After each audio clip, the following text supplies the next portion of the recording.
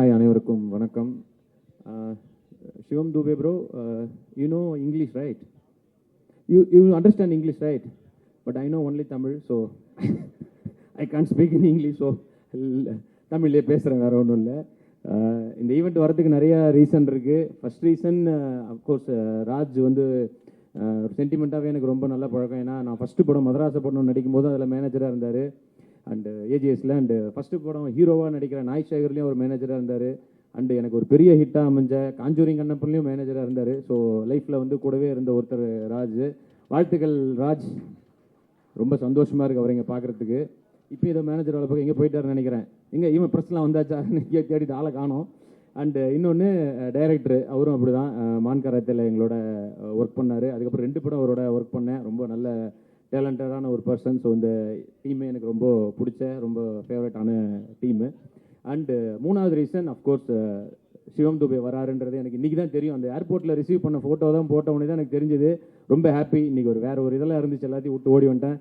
ஏன்னா நான் உங்களுக்கு தெரியும் எல்லா மேட்சுக்கும் போவேன். எனக்கு தெரிஞ்சு தோனியை விட அதிகமாக ஐபிஎல் டீமில் இருந்தது நான் தான் நினைக்கிறேன். ஸோ எல்லா மேட்சும் போய் பார்ப்பேன். அதுக்கு ஒரு காரணம், எங்கள் ப்ரொடியூசர் ஏஜிஎஸ் அகோரம் சார் ஒரு பாக்ஸ் வச்சிருக்காரு. ஸோ அப்போ என்ன எல்லாரும் கேட்பாங்க, எப்படா உனக்கு மட்டும் டிக்கெட் கிடைக்குது எங்கே அப்படின்ட்டு. ஸோ அவர் ஒரு பாக்ஸ் வச்சிருப்பார், அதில் எல்லா மேட்சுக்கும் எனக்கு ஒரு டிக்கெட் கொடுப்பாரு. ஸோ அதனால தான். ஸோ ஒரு மிகப்பெரிய லான்ச்சாக இருக்குது. நான் எக்ஸ்பெக்ட் பண்ணல. நான் ஒரு டிப்பிக்கல் ஒரு பூஜை இல்லை எந்தாவது ஒரு சின்ன ஒரு இன்ட்ரோ அப்படி தான் இருக்கும்னு நினச்சேன். பட் இவ்வளோ பெரிய பிரம்மாண்டமாக ஸ்டார்ட் பண்ணுறாரு. ரொம்ப சந்தோஷமாக இருக்குது. நமக்கு தெரிந்த நண்பர்கள்லாம் வந்து இவ்வளோ பெரிய லான்ச்சுக்கு வந்திருக்கிறது. அண்டு இந்த இடத்துல வந்து இவருக்கு ஒரு பட்டமும் கொடுக்கலான்னு இருக்கேன் சிவம் துபேக்கு. ஏன்னா அஃப்கோர்ஸ் தலை, சின்ன தலை, ஆறுச்சாமி பதிலாக அதே மாதிரி இப்போ ட்ரெண்டில் இருக்க மாதிரியே சொல்கிறேன், சின்ன தளபதி அப்படின்றத அவர் கொடுக்கலாம் இல்லையா? அஃப்கோர்ஸ் யா. தளபதி வந்து Jadeja. he is saying that he wants to give you one more title. சின்ன தலை means like சுரேஷ் ரெய்னா. சின்ன தளபதி means Sivam Dubey. You know Thalapathy here Thalapathy means Vijay, is actor Vijay. So he is very big. He is like Dhoni. Super. So in cricket Dhoni, in cinema Vijay. So you are சின்ன தளபதி. Hereafter சின்ன தளபதி சிவம் Dubey. So அவரும் இதில் நடிக்கிறாருன்றது எனக்கு ரொம்ப சந்தோஷமாக இருக்குது. And இப்போ surprise மேலே சர்ப்ரைஸாக இருக்குது. நான் ஒரு சர்ப்ரைஸை பிரேக் பண்ணலான்னு இருக்கேன். இது பவனுக்கே சர்ப்ரைஸாக தான் இருக்கும். அடுத்ததாக வந்து தோனி அவர் பேசின ஒரு வீடியோ எங்கே போட போகிறாங்க. கண்டிப்பா நான் வந்து இதை நம்ப மாட்டேன். ஏன்னா சொன்னது நீங்க. இல்லை, எனக்கும் ஆசை தான் அந்த மாதிரி ஒன்று வந்தால் நல்லா இருக்கும்னு. கண்டிப்பா அது நடக்கும். ஐ திங்க் அதுக்காக தான் இந்த என்டையர் க்ரூ வந்து நிறையவே ஒர்க் பண்ணிட்டு இருக்காங்க. நம்பர் 7 எப்படியாவது பிடிச்சிடலாம். ஓகேயாப்பா? ஓகேயா இல்லையா? And I done one movie with Harbhajan Singh bro. Me and Harbhajan Singh done one movie called Friendship in Tamil movie. You know it's like அது நாங்க நடிச்சது எப்படி இருக்கும்னா, நாங்க 2 பேரும் ஒரு சீன்ல இருக்கோம் அப்படின்னா அது பார்க்கறதுக்கு எப்படி இருக்கும்னா, இப்போ இந்த சீசன்ல வந்து திரிபாட்டியும் தீபக் கூட பேட்டிங் பண்ணும்போது எப்படி இருந்துச்சு, that same feel நாங்க 2 பேரும் ஆக்ட் பண்ணும்போது அப்படிதான் இருந்தது. நல்லா இருந்ததுன்னு சொல்ல வரேன். இன்னும் ஸோ அந்த மாதிரி ஒரு எஃபெக்டில் நாங்களும் ஒரு படம் நடித்தோம். ஸோ அஃப்கோர்ஸ் நான் அவர்கிட்ட நிறைய டீட்டெயில்ஸ் கேட்டுனே இருப்பேன்.